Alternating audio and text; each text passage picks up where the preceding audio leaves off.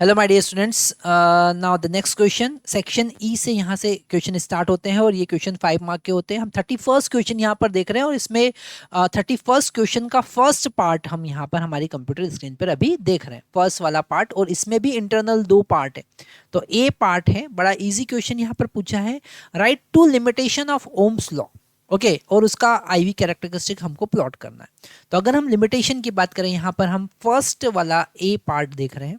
अगर हम लिमिटेशन की बात करें तो पहला लिमिटेशन है ओम्स लॉ का कि ओम्स लॉ कंडक्टर के लिए ही वैलिड होता है, not valid for semiconductor, not applicable for semiconductor device जो होता है, जैसे कि डायोड की बात करें, एलईडी की बात करें, है ना, ऐसे डिवाइस के लिए सेमीकंडक्टर वेफर होता है। सिलिकॉन की बात करें, जर्मेनियम की बात करें या इनसे बनी हुई डिवाइस की बात करें तो उसके लिए वैलिड नहीं होता है ओम्स लॉ। हम वहाँ पर अगर उनका कैरेक्टरिस्टिक्स देखेंगे तो वो कुछ डिफरेंट ही होगा। ठीक है। सेकंड, ये केवल एक कांस्टेंट टेम्परेचर पर वर्क करता है। Okay, valid for only constant temperature. Okay, valid only for constant temperature. ठीक है, कांस्टेंट टेम्परेचर, क्योंकि यहाँ पर और हायर टेम्परेचर भी पर भी ओम्स लॉ वायलेशन दिखता है हायर टेम्परेचर पे, क्योंकि यहाँ पर V is equal to I R अगर हम देखें, ठीक है, तो R यहाँ पर हम कांस्टेंट मान के चलते हैं। ठीक है, पर ये R जो है वो कांस्टेंट नहीं होता है, ये टेम्परेचर डिपेंडेंट होता है। तो यहाँ पर V is equal to I R एक पर्टिकुलर टेम्परेचर पर ही वर्क करेगा। और अगर हम इसका IV कैरेक्टरिस्टिक देखें तो यहाँ पर हमको क्लियरली समझ में आ रहा है कि I और V के बीच का ग्राफ जो बनेगा वो कैसा बनेगा, स्ट्रेट लाइन बनेगा। कैसा बनेगा, स्ट्रेट लाइन बनेगा। क्यों स्ट्रेट लाइन बनेगा, क्योंकि यहाँ पर डायरेक्टली प्रोपोर्शनल है तो एक स्ट्रेट लाइन बनेगा। और यहाँ अगर इसका एंगल आई वी के लिए अगर हम एंगल देखें थीटा, तो इसका स्लोप टेन थीटा जो होगा, ओके, वो क्या होगा, I divided by V. Okay, I divided by V मतलब कि 1/r, मतलब कि 1/r, that is the conductance. इसको हम कहेंगे कंडक्टेंस। ओके, तो ये कुछ पॉइंट आपको याद रख। इसी का बी पार्ट हम यहाँ पर देखते हैं। बी पार्ट में गिवन है ना, फर्स्ट वाले पार्ट में ही हमारे 2 इंटरनल चॉइस है, इंटरनल पार्ट है। तो बी वाला पार्ट हम यहाँ पर देख रहे हैं। क्वेश्चन में गिवन है अ heating element connected across a battery of 100 watt having an internal resistance of 1 ohm draws an initial current of 10 ampere at room temperature 20 degree Celsius which settle after few second to the steady value.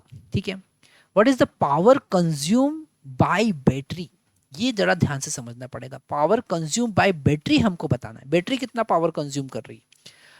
It's self after study temperature of 320, है ना, heating element है, जैसे battery लगाया तो temperature increase होगा, तो temperature 20 degree Celsius से कितना पहुंच गया, 320 डिग्री सेल्सियस तक पहुंच गया।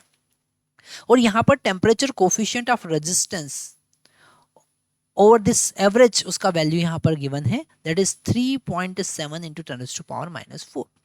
सबसे पहले हम यहाँ पर इसका डायग्राम बनाते हैं ताकि हमको क्लियरली समझ में आ जाए। हमारे पास एक हीटिंग एलिमेंट है और इस हीटिंग एलिमेंट का रेजिस्टेंस हम R कंसिडर कर रहे हैं।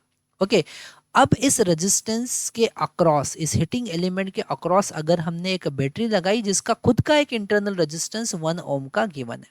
ओके, तो यहाँ पर 1 ओम का इंटरनल रेजिस्टेंस और 10 वोल्ट का बैटरी।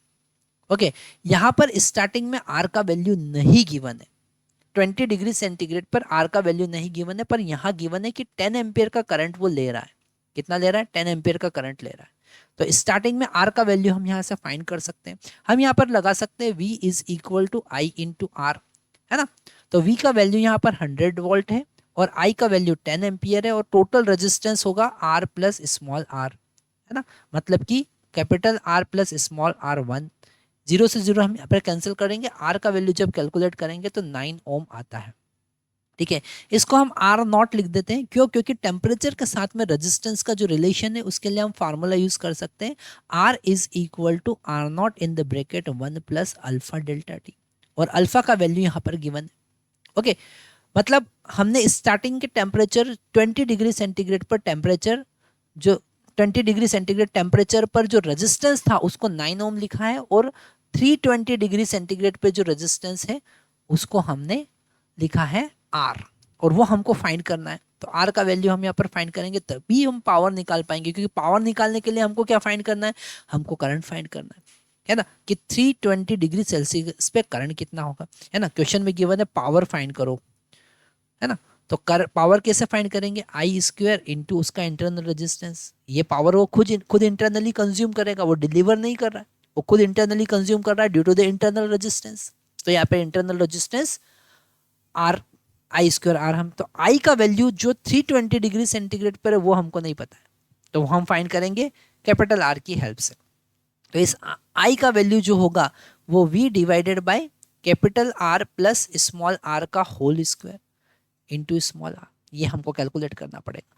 तो यहाँ पर अब नया आर हमको नहीं पता है जो हम फाइंड करेंगे, और वो नया आर जो है वो होगा आर नॉट का value 9 plus alpha 1 plus alpha का वैल्यू कितना है 3.7 इंटू 10⁻⁻⁴, और डेल्टा टी कितना है, डेल्टा टी है 320 माइनस 20 डिग्री सेल्सियस।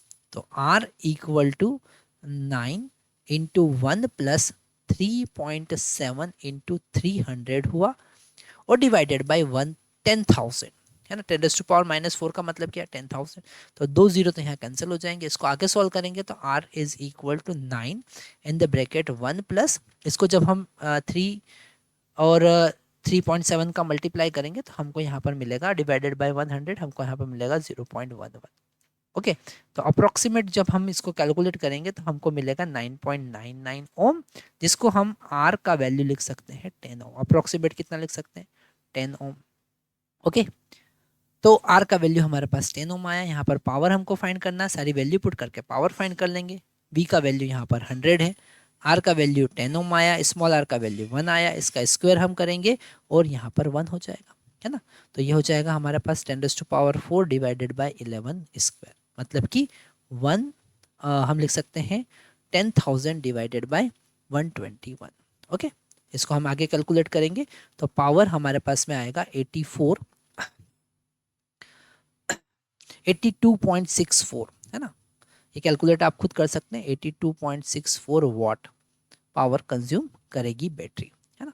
तो यहाँ पर हमने क्या देखा, हमने देखा कि कैसे इलेक्ट्रिक सर्किट से रिलेटेड क्वेश्चन आ सकते हैं।